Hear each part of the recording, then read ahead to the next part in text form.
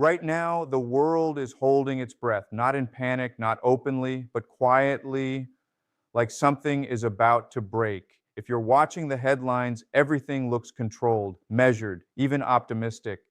A ceasefire has been announced. Leaders are speaking carefully, markets are reacting positively, and news anchors are already using words like de escalation. But here's what most people don't see: this isn't the end of anything. It's the pause before something far bigger, a pause so quiet. It's easy to mistake it for stability, but it isn't. It's tension, compressed, and historically, that's the most dangerous kind. Because when pressure builds without release, it doesn't fade, it snaps. Quick bridge. If you want to understand the economic and geopolitical shifts building between 2026 and 2030, check out my ebook, The Next Global Shift, linked below. Now, let's step back and understand how we got here. To understand what's happening right now, you have to go back, not just a few months, but to the moment everything began to drift apart. The 2015 nuclear deal wasn't just a policy agreement. It was a fragile structure holding two opposing forces in place. When it collapsed, it didn't explode. It created space, and that space slowly filled with tension. Years passed, sanctions tightened, alliances shifted, trust disappeared, and both sides adjusted their strategies, not for peace, but for position. It became less about avoiding conflict and more about preparing for it, like two fighters circling the ring, waiting for the exact moment to strike. Then came 2025, the moment things stopped being theoretical, the 12-day war, short, fast, and deceptive, because it looked contained, limited, even controlled. Airstrikes hit key targets, responses were measured, and within days it ended, or at least that's what it looked like. The world exhaled, markets stabilized, leaders spoke about restraint, but underneath that calm, nothing was resolved. Because conflicts like this don't end when fighting stops. They end when objectives are achieved, and neither side had achieved theirs. By early 2026, everything was already unstable. Inside Iran, pressure was building. Economically, politically, socially, protests spread, large, sustained, unlike anything seen in decades. And when internal pressure rises like that, it changes how governments respond externally, because instability inside often leads to aggression outside. At the same time, the United States was shifting its posture: more troops, more equipment, more presence across the region, not loudly, but clearly. Because military buildup doesn't happen by accident, it happens in preparation. Negotiations continued, quiet meetings, diplomatic channels, attempts to stabilize the situation. But progress was slow, uncertain, and eventually insufficient, because at some point, decisions stop being debated and start being executed. February 28th changed everything. Not gradually, instantly. Within hours, hundreds of strikes were launched, targets across Iran, coordinated, precise, overwhelming. This wasn't symbolic, it was decisive.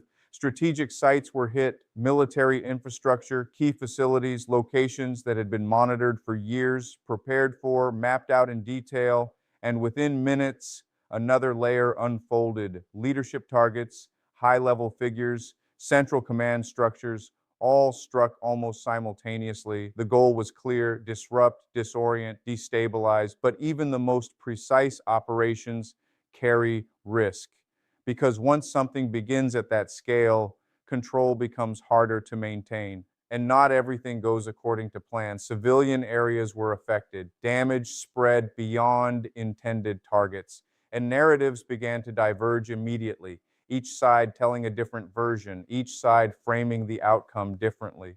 But while the world focused on explosions, something else was happening, something quieter, but far more significant: the Strait of Hormuz, a narrow stretch of water, but one of the most critical points on the planet. Roughly 1/5 of global oil flows through it every day, and suddenly that flow was disrupted. Shipping slowed, then stopped, routes became uncertain, insurance costs surged, and within days, prices began to react. Not gradually, rapidly because energy markets don't wait, they anticipate, and anticipation drives movement. Fuel prices rose globally, not just in one country, not just in one region, everywhere, because when supply is threatened, cost follows immediately. And that's where this conflict stops being regional and becomes global because energy connects everything: transport, food production, manufacturing, daily life. When energy shifts, everything else adjusts. And while markets tried to stabilize, leadership inside Iran shifted as well. New direction, new tone, less restraint, more certainty, decisions made quickly. And one of those decisions set the tone for everything that followed. The strait remains closed. That single decision changed the entire equation because it introduced leverage, not military leverage, economic leverage, global leverage. Now, the situation isn't just about conflict, it's about pressure. Who can sustain it? Who can manage it? And who feels it the most? Days turned into weeks. Retaliation continued, not constant, but consistent. Drones, missiles, targeted strikes, each one reinforcing the same message: this isn't over. And then a pause, a ceasefire, short term, limited, 14 days, just enough to create space, just enough to reset expectations. Markets reacted instantly. Prices dipped. Confidence returned. Briefly, headlines shifted tone, less urgency, more optimism. But underneath that optimism, nothing fundamental had changed because a pause doesn't resolve conflict. It delays it. And almost immediately, the cracks began to show: different interpretations, different expectations, different definitions of what the ceasefire actually meant. One region became the focal point: Lebanon. Operations continued, escalation resumed, and the response was immediate. If pressure continues, so does the disruption, which brings everything back to the same question: not what's happening now, but what happens next, because the most important issues remain unresolved.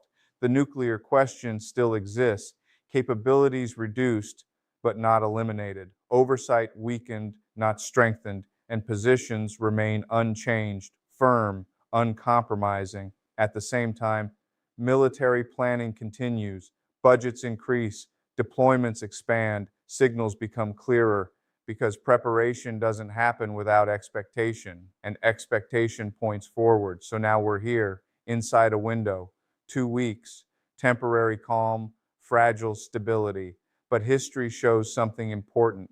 Moments like this don't last, not when underlying issues remain unresolved, not when both sides believe they've gained something, and not when pressure continues to build beneath the surface. Because when both sides claim victory, it usually means the conflict isn't finished. It's evolving, and that evolution is what matters, because the next phase won't look the same. It rarely does. It adapts, shifts, finds new pressure points.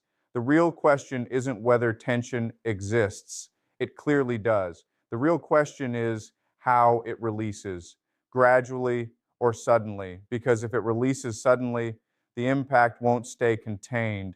It won't stay regional. It will spread economically, politically, globally. And that's what makes this moment different, not the conflict itself, but the conditions around it: energy pressure, global dependence, economic sensitivity, all aligned at the same time. So while the headlines talk about peace, the structure underneath tells a different story, one of uncertainty, fragility, and unresolved tension. We are inside a pause, not a resolution. And when that pause ends, the world won't return to where it was. It will move forward into whatever comes next. Because understanding what comes next isn't about predicting a single event. It's about recognizing patterns. And right now, the pattern is clear. Every major global conflict follows a similar structure. First, tension builds quietly. Then a sudden escalation shocks the system. After that, a pause, a temporary calm that gives the illusion of control. But that pause is never stable. It's transitional, a bridge between phases. And what determines the next phase isn't what's said publicly, it's what continues behind the scenes.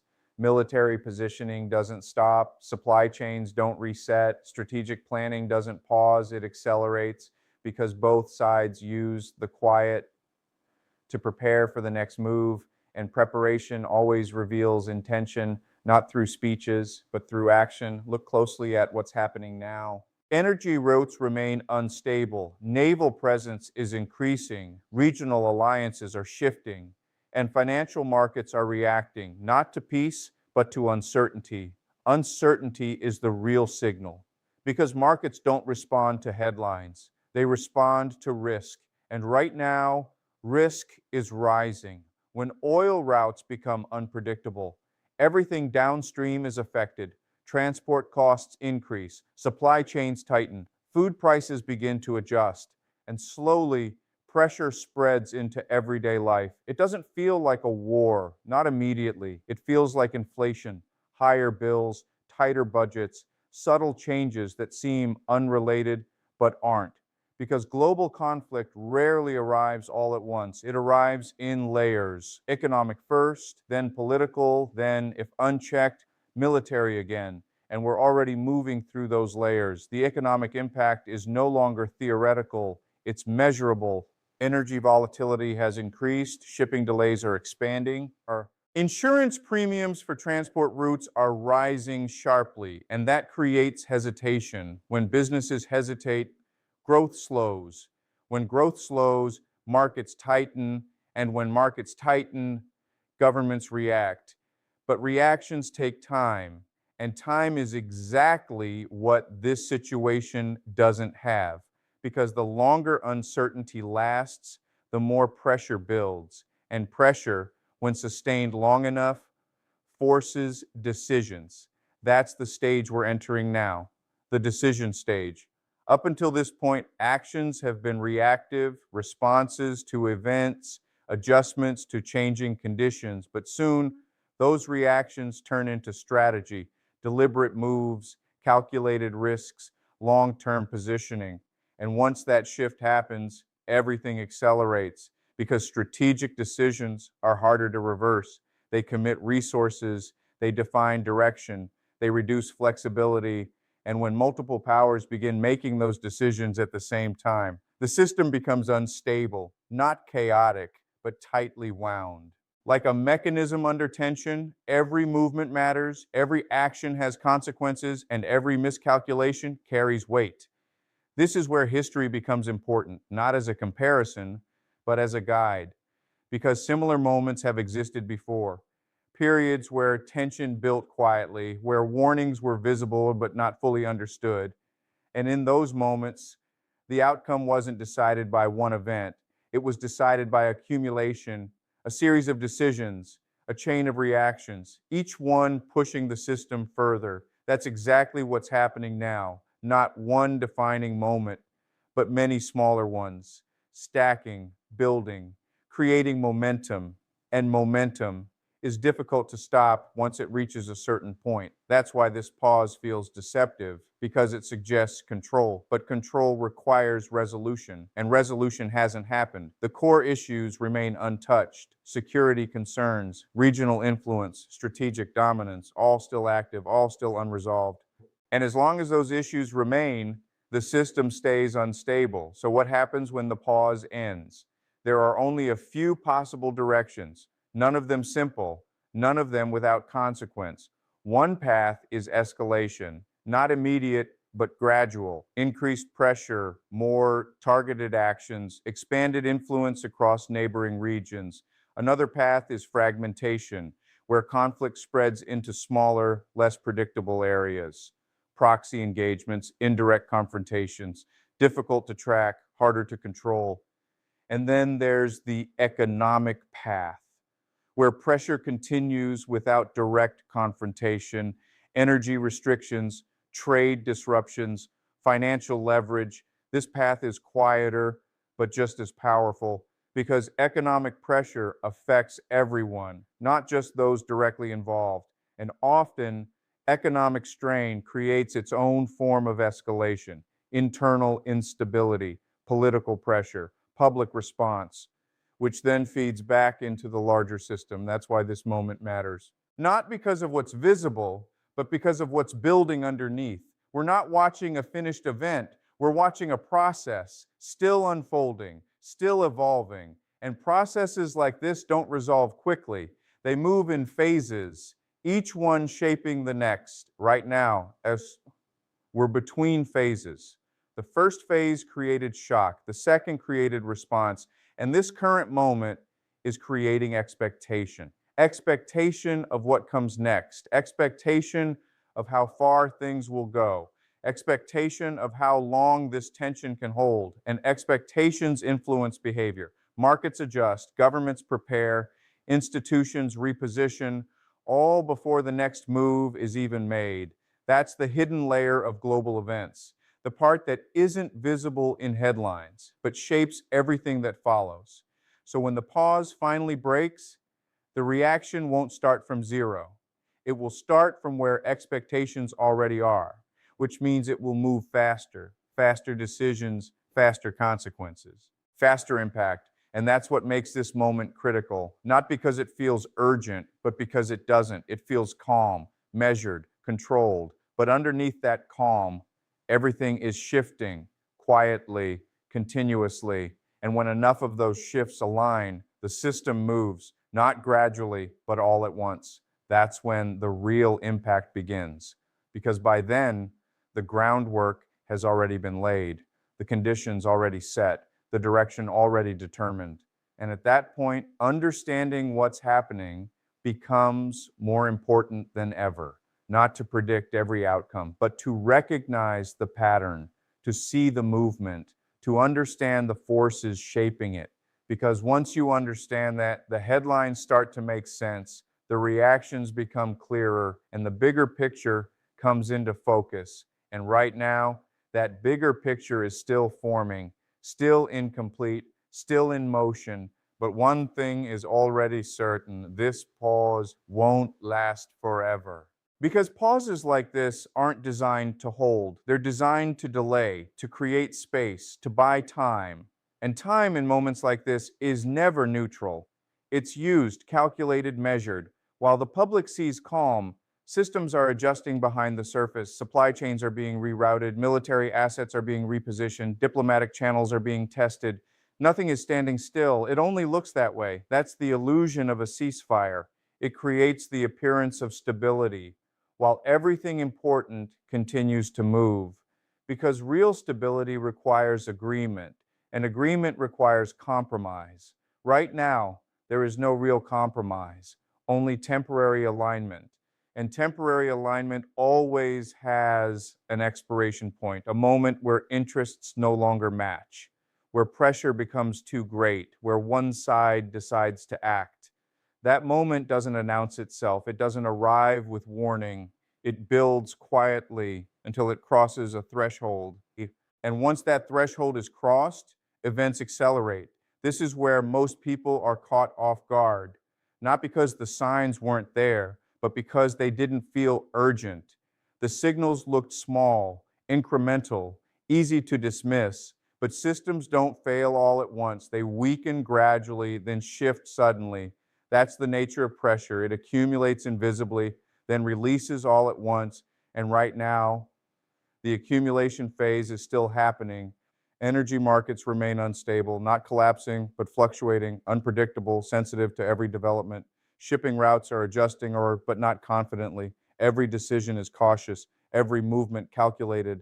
Financial systems are reacting the same way, not panicking, but hedging, preparing for multiple outcomes at once. That's what uncertainty creates, not chaos, but hesitation, and hesitation at scale slows everything: growth, investment, expansion, which introduces another layer of pressure, economic pressure. Because when economies slow, internal stability becomes harder to maintain. Public expectations rise, governments face increasing demands, and political decisions become more reactive. This is where internal and external pressures begin to merge. Domestic issues start influencing international behavior, and international events start shaping domestic outcomes. That feedback loop is where escalation often begins, not from a single action, but from overlapping pressures.